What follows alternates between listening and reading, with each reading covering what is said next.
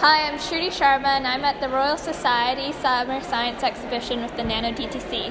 Our exhibition, Mind the Nano-Gap, shows us how gaps in nanomaterials can be used for health sensing as well as for further understanding in physical sciences.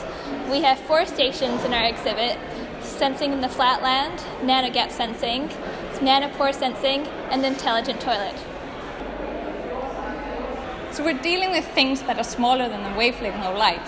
And to get around that and see those things, we use nanotechnology.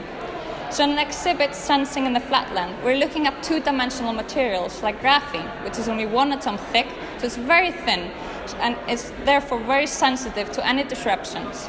So when you get a molecule that absorbs on its surface, it changes how this graphene membrane oscillates, and with this we can detect mass. As well, graphene is an excellent electronic conductor, but when you get absorption of molecules on its surface, again, it changes how it conducts electricity. With this, we're detecting its charge. Another section of our exhibit is called Nano-Gap sensing. Nano-Gap sensing takes place when you put 2 gold nanoparticles close to each other.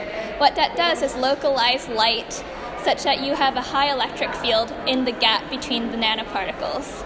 If we introduce a molecule in between the particles, the bonds are able to vibrate, and the vibration re-emits light of a different frequency.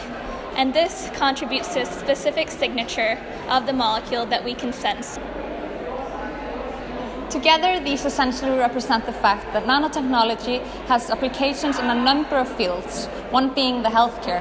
The molecules detected could be, for example, blood sugars or hormones in the urine, detected by an intelligent toilet, one of the applications we're proposing and showing here in the exhibition.